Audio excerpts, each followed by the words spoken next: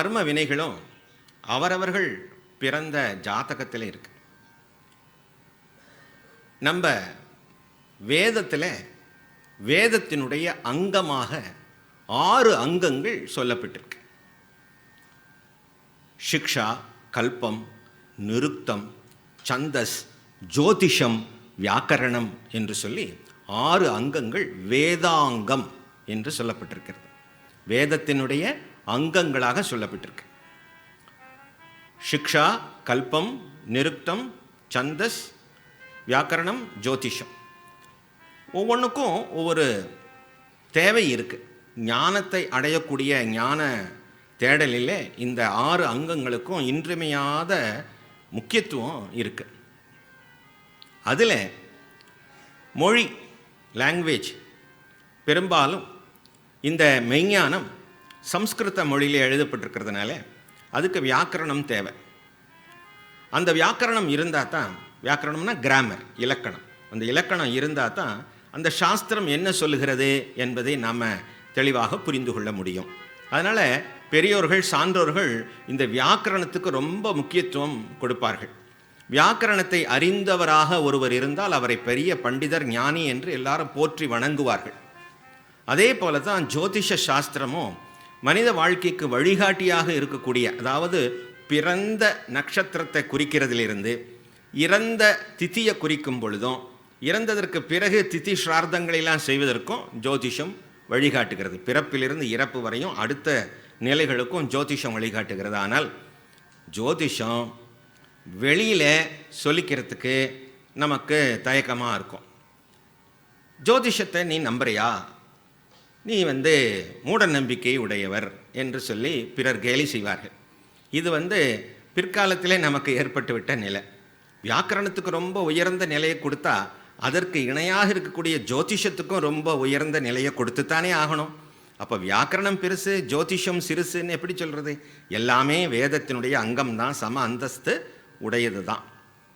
அதனால் நம்ம பஞ்சாங்கம் பார்ப்பதையோ ஜோதிஷத்தையோ இழிவாக பேசக்கூடாது. ஜோதிஷர்களையும் உயர்வாக பேசணும். ஜோதிடர்களும் தெய்வஜர்கள் என்று சொல்லி வழிபடக்கூடியவர்கள் தான். அதனால் ஜோதிடர்களையும் வணங்கணும். அவர்கள் தான் நம்ம வாழ்க்கைக்கு வழிகாட்டுகிறார்கள். பெரியோர்களை, சான்றோர்களை வணங்குவதைப் போல ஜோதிடர்களையும் நம்ம இழிவாக பேசிவிடக்கூடாது. எதற்காக சொல்கிறோம் என்று சொன்னால், அபிராமபட்டனே ஒரு பஞ்சாங்க ஜோதிஷன்தான். அரசவையிலே பஞ்சாங்க ஜோதிஷனாக இருக்கின்றவன் தான், அந்த கோயிலிலே பஞ்சாங்க ஜோதிஷனாக இருப்பவன் தான் அபிராமபட்டனும். இந்த ஜோதிஷ சாஸ்திரத்தில் லக்னம் என்பது முதல் வீடு. முதல் வீடு லக்னம் என்ற அந்த உதய லக்னம் நம்முடைய தோற்றம், நம்முடைய உயரம், நம்முடைய நிறம் போன்றவற்றையெல்லாம் சொல்லும். இரண்டாவது வீடு தனம், குடும்பம், வாக்கு. நம்முடைய ஃபைனான்ஷியல் பொசிஷன் எப்படி இருக்கும், குடும்பம் எப்படி இருக்கும், நம்முடைய ஸ்பீச், வாக்கு எப்படி இருக்கும். இரண்டாவது ஸ்தானத்தில் ராகு போன்ற கிரகங்கள்லாம் இருக்கும் பொழுது, பாப்ப கிரகங்கள்லாம் இருக்கும் பொழுது அவர்களுடைய வாக்குக்கு ஒரு வலிமை இருக்கும். அவர்களெல்லாம் ரொம்ப எச்சரிக்கையாக தான் பேசணும். ஏதாவது ஒரு சொல் சொன்னால் அது உடனே பலிச்சிடும்.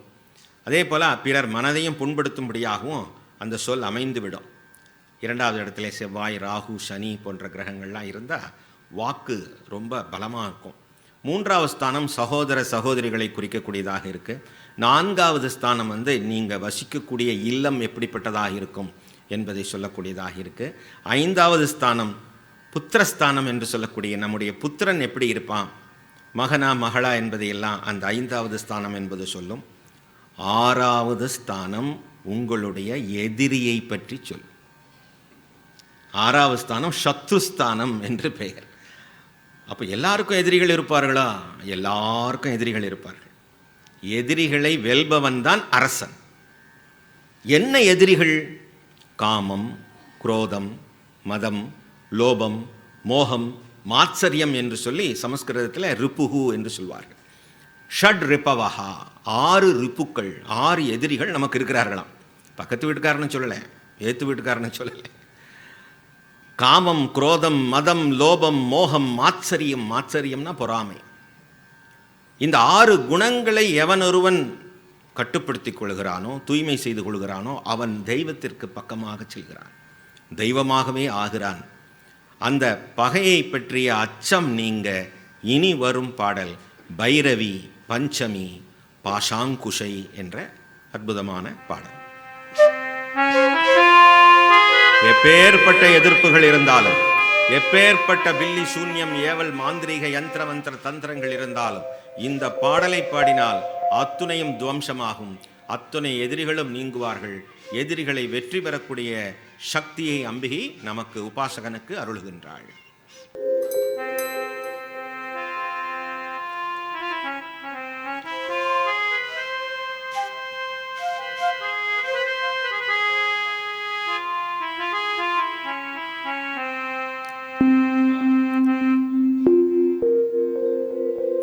பைரவி பஞ்சமி பாஷாங்குஷை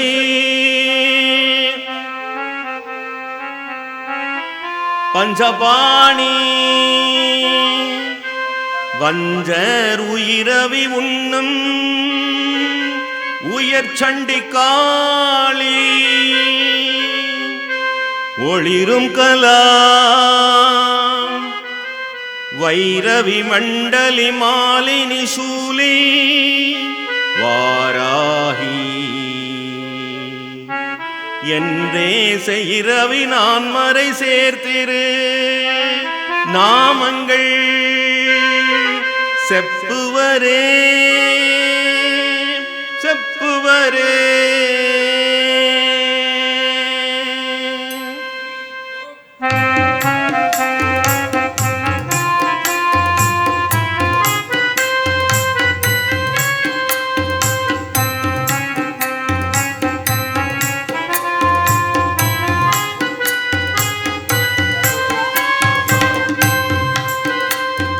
பைரவி பஞ்சமி பாஷாங்குஷை பஞ்சபாணி வஞ்சர் உயிரவி உண்ணும் உயர் சண்டி காளி காளி காளி ஒளிரும் கலா வைரவி மண்டலி மாலினி சூலி வாராகி என்றே உயிரவி நான் மறை சேர்த்திரு நாமங்கள் என்றே செய்ரவி நான் மறை சேர்த்திரு நாமங்கள் செப்புவரே செப்புவரே.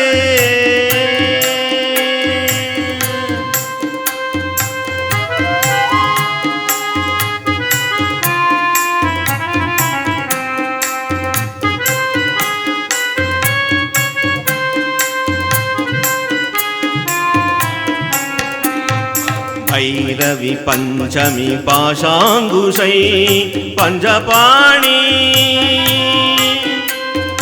வஞ்சர் உயிரவி உண்ணும் உயர் சண்டி காளி காளி காளி ஒளிரும் கலா வைரவி மண்டலி மாலினி சூலி வாராகி என்றே செய்ரவி நான் மறை சேர்த்திரு நாமங்கள் செப்புவரே செப்புவரே.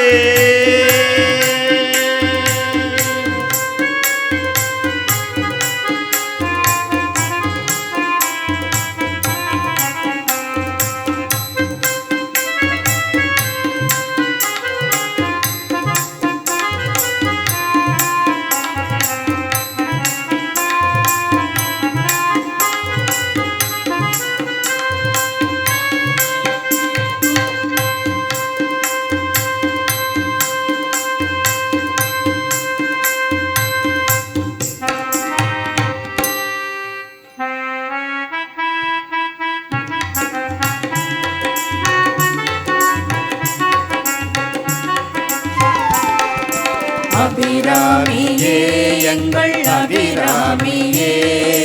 அந்தாதி பாடுகின்றோம் அபிராமியே. அபிராமியே எங்கள் அபிராமியே. அந்தாதி பாடுகின்றோம் அபிராமியே. அபிராமியே எங்கள் அபிராமியே. உன் அருள் வேண்டும் என்னாலும் தாயே. அபிராமியே எங்கள்